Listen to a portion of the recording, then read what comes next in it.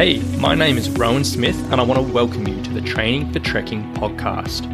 Now, this is the world's very first podcast which is entirely dedicated to helping you train, prepare and conquer your upcoming hike, trek or mountain adventure. So once a week, I'm going to be giving you quality and practical information on the subjects of physical preparation for trekking, dealing with altitude and nutrition on the trail, so you can know everything you need to be doing to have the best chance of a safe, enjoyable and successful adventure. So now you know what you're in for. Let's get into today's episode. Okay, hello guys. Today I'm doing an episode all about mobility and flexibility for hikers. Now the reason I want to talk about this today is because it's an area which I talk about a lot in this podcast in little bits and pieces. And I have said many times on this podcast that flexibility and mobility is very, very important for many hikers in a number of different areas. But I know there is a lot of confusion around this subject in regards to what actually is mobility and flexibility, all the different methods of sort of increasing this and making yourself more flexible or more mobile. And there is a bit of confusion around this subject. So today I want to talk you through sort of what my thoughts are on this particular subject and sort of where I'm coming from when I talk about this, just so you can have a bit of a clearer understanding. Now, I'll put at the top of this episode that the world of mobility and flexibility, there's so much information out there. There's so many different conflicting opinions. There's so much sort of confusion, and it's an absolute nightmare to try and get some clear answers. And I know if you're really interested in this subject and you've done a million, like hours and hours of research and you've worked with other people and all of that, probably some of the stuff I'm going to be saying today might not seem exactly like what you've heard before. Not because what I'm about to say is controversial or anything like that, but in the world of fitness, there is so little agreement around this subject, and there are so many conflicting opinions. So essentially, I'm going to be talking you through what my beliefs are from this subject and from what my learnings are, to sort of take all this complicated stuff, all this confusion, all this nightmare of a subject and bring it into some really simple terms. So when you, as a hiker, are trying to develop mobility or flexibility or whatever it may be to help with your training, you can kind of understand at least where I'm coming from, and hopefully this will cut through a bit of the noise and give you a little bit of extra direction. Now to start with, what is mobility and flexibility? Because I typically use these as interchangeable terms.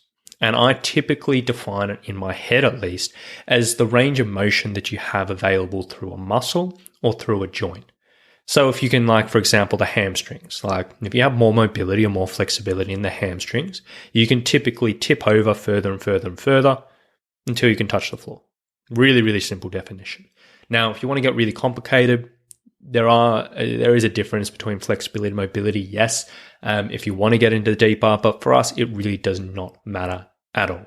So I'm going to be using the terms mobility and flexibility interchangeably.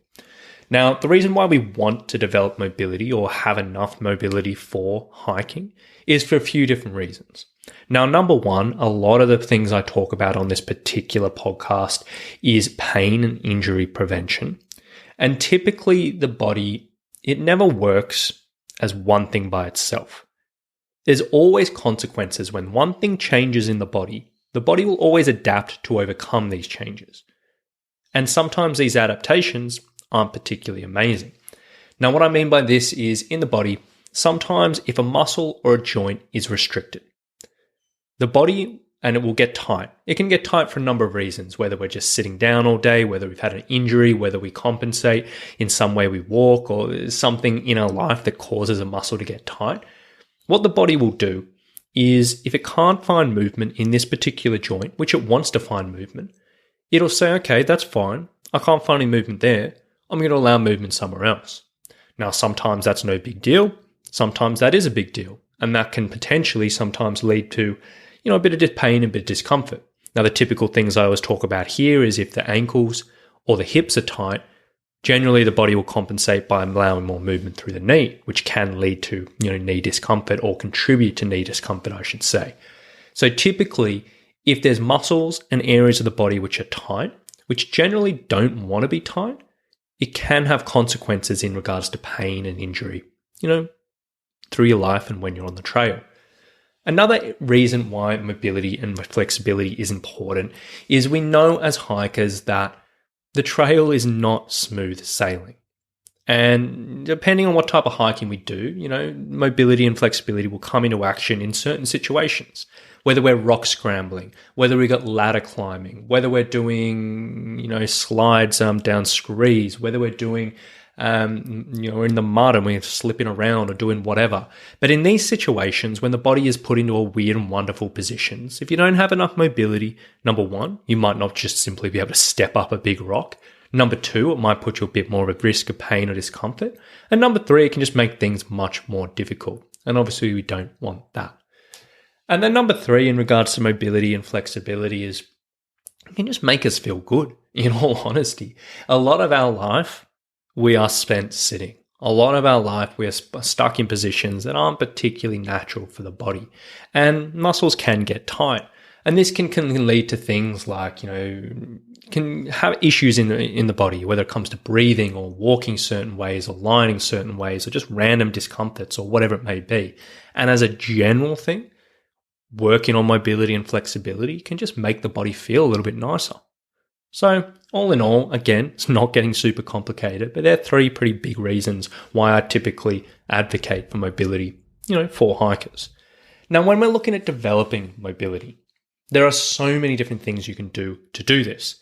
You might have heard of foam rolling, you might have heard of stretching and static stretching and dynamic stretching and PNF stretching, and you might have heard of massage and yoga and all these different things. And there are so many ways to go about this. Now, typically when I'm approaching mobility for my hikers, I use three different sort of mobility techniques, and they're things that you may have come across in the past. Now, I like to use what's called self-myofascial release, static stretching, and dynamic stretching. I'm going to break those down. Now, self-myofascial release is just a fancy way of saying foam rolling or self-massage. Now, I'm not going to go into all the details around what it's about and what it does because there's so much debate around that, and it doesn't really matter for our respects. But it basically means having some type of hard tool. So it might be a foam roller, it might be a ball, it might be a water bottle, it might be a trekking pole, or whatever it may be. And essentially, you're applying force into certain areas in the body, and that helps relieve a little bit of tension in that area, and it can make you feel good. Now, typically, this type of stuff, self-myofascial release, is really good for three particular things, in my opinion. Number one, it is good for improving range of motion in the short term. Now, what I mean by that is if you typically want to improve range of motion through, say, your calf or say your ankle, if you spend, a minute or two foam rolling your calves, typically that will be really good. You'll stand up and you'll be like, oh, I can move a bit freer. And this can be really, really effective as a short-term thing. But the caveat for this, for most people in most situations, if this is all you do over the long term, so over your day-to-day, week-to-week, month-to-month, this probably isn't going to make a massive difference. It can be really beneficial for an hour or 2 hours or whatever it may be. It can be really beneficial before a workout. But as a long-term thing in isolation, it's not particularly amazing. So one mistake I often see from a lot of hikers with this type of thing is if they're trying to improve their mobility around a joint and they're like, oh, I've got really tight hips, or oh, I've got a really tight shoulder, and all they do is foam rolling or all they do is ball work, and nothing changes. It can make them feel good in the short term, but nothing really changes. So be very, very aware of that. This type of thing is good for improvements in range of motion in the short term. The second thing self-myofascial release can be good for is a little bit of pain relief. Now, if you deal with an ache or pain, and if you're dealing with an injury, this type of thing can be really, really good just to give you a little bit of relief. Now, when doing this, typically what you want to do, unless you really know what you're doing and you've been directed by a physio or whatever it may be, if you have an ache, pain, or injury, essentially what you want to do with your self-myofascial release is help release the muscles above and below the actual injury or the actual issue. So instead of poking around in your knee where it's actually sore and you may be doing harm, you may be doing good, as a hiker and not a professional, you probably don't really know what you're doing. Instead of taking that risk, All you have to do is go up an inch or two and down an inch or two from the actual issue, spend a bit of time foam rolling, and 9 times out of 10, it's going to make you feel pretty good. So guys who've dealt with some type of knee issue on the trail or in, day to day, they spend time releasing the calves and the quads and the hamstrings. It typically brings a little bit of relief. And the same for, your back. If you release your glutes and your upper back, your lower back tends to feel pretty good.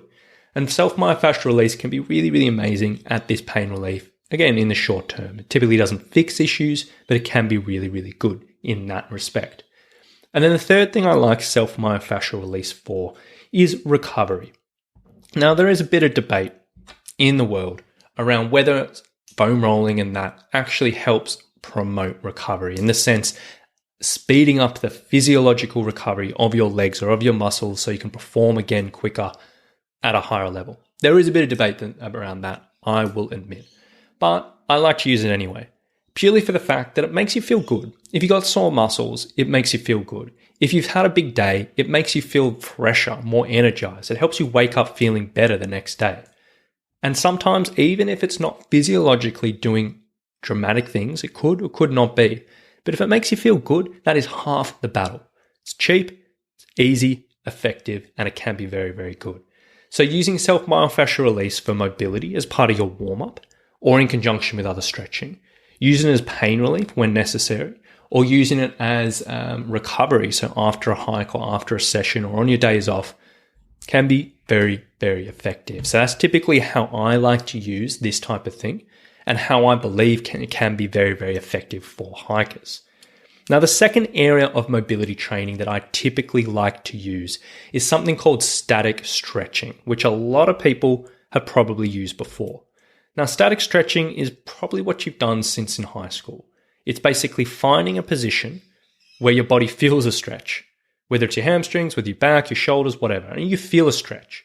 And you literally just hold that position for 30 seconds, 60 seconds, 2 minutes, or whatever it may be. And you hold that position, and over time, it gets a little bit looser, gets a little bit more happy, and it can release. Now, this is typically used a lot for people when they are feeling a little bit stressed, a little bit sore, and it has got a bit bad rap for a lot of people. And there was some particular research that came out that people are like, oh, you know what, it's not great before exercise because it reduces power output. And people have sort of said a whole bunch of things. But in all honesty, I like it for a number of reasons. I like to use it after a workout to help just calm the body down and chill things out. I like to use it to help recover on days when you're not training and just help as a bit of stress relief, as a bit of a calming the body down and promoting recovery. And I also like to use it to actually help improve mobility over the long term. So typically what I find is if I want someone to improve their ankle mobility or their hip mobility, if we can get them regularly doing static stretches of holding that range of motion where they feel a stretch in the desired area for longer periods of time, if we can do that consistently, you can typically see some pretty good results. So typically I like to use static stretching for people who do need extra work in this, or maybe they are a bit stressed out, and just holding this position, it's really easy, but it can be pretty effective. Now, to make this even better, what I like to do is combine this with the foam rolling. So as I said before, the foam rolling can be good for short-term range of motion increases, and the static stretching can be good for long-term. And what you can do if you combine them both in there, essentially you can get that short-term benefit from the foam rolling. And then when you're actually stretching, you can actually get a little bit further and get a little bit more out of the stretch. So for example, if I want someone to improve, again, let's use the ankle range of motion. I'll get them to foam roll their calf for a minute and then maybe hold a static stretch for a minute or two. And they'll do that a few times a week. And I find that can be really, really effective. And that's how I personally like to use this. And also for people who are going through their warm-ups before hikes or before training and other things aren't super comfortable for them, doing a bit of static stretching, it's not going to really do so much harm and it can make you feel good. So static stretching can be great for long-term increases in range of motion, helping reduce stress and make you feel good, and helping promote recovery as well. And then the third type of mobility training that I typically use with my clients is what's called dynamic stretching. And there's a million different names of this, but I'm just going to use the simplest, dynamic stretching. And essentially what this involves is going through a certain movement where you feel a stretch through the movement, but you're not just holding it, but you're actually going back and forth and you're going through different movements and feeling this stretch through different angles. Now, the beauty of this is it can really, really sort of help challenge your mobility and really push things a little bit further than the static stretching does. It can help prepare the body a little bit more effectively for exercise, because typically exercise, we're not just holding one position, but in this dynamic stretching, you're going through different angles, different motions, and getting the body pumped up and ready to go. And it can be just a really, really effective way of, just getting a little bit more out of this. So typically I'll use dynamic stretching, at the start of a workout, when someone's going through their warm-ups. I'll use it as in conjunction with the foam rolling and the static stretching if we really need to improve someone's mobility, and a whole different situations, but it can be pretty effective. But essentially when it comes down to mobility training, each of those different areas, the static stretching, the foam roll, and the self-myofascial release, and the dynamic stretching, they all have their place. They all can be effective in different situations, and they can all be great for different things. But typically when you take all of them and you put them into your training week in different places and different situations, that's when the magic begins to happen. Don't just focus on the foam rolling and think that's going to do everything. Don't just focus on the static stretching and think that's going to do everything. Don't just focus on the dynamic stretching and hope that's going to solve all your issues. Put those different things in together, and they can see some really, really fantastic results. Now, as I said, there's so much more and so much deeper we could get into this subject around mobility and flexibility for hikers. And in all honesty, I don't think it is super necessary. These are the ways that I use this type of training. These are the things how I apply it to my hikers. And typically for most people, it's enough. And it gets the job done and helps clear up a lot of confusion. So if you are thinking about how can I improve my mobility and flexibility, what do I do? How do I apply it? Have a think about that. Where can you do a bit of self-myofascial release? Where can you do a bit of static stretching? Where can you do a bit of dynamic stretching? Put it all together and you may be surprised at the results. Now, if you do need any examples around these particular things I've been talking about today, if you need examples around foam rolling areas for certain bits of your body, if you need examples of static stretches or dynamic stretches or anything like that, or you just want to explore this area in a little bit more and just see how it may apply into your life, I would highly recommend that you come and find me in the Training for Hiking and Trekking Facebook group. Now, inside that group, I'm always happy to share extra videos, extra tutorials, dive a bit deeper into these subjects, and I really would love to see you in there. So if you're interested, it's the Training for Hiking and Trekking Facebook group. I'll leave a link in the show notes below and you can check it out there. So thank you so much for listening today, guys. I really do hope you got a bit out of it. I hope it has clarified a little bit around this massive, massive subject. And hopefully you can use these ideas to really understand where I'm coming from when I'm talking about this subject in future or previous episodes as well. So thank you for listening, and we'll talk to you soon. Bye.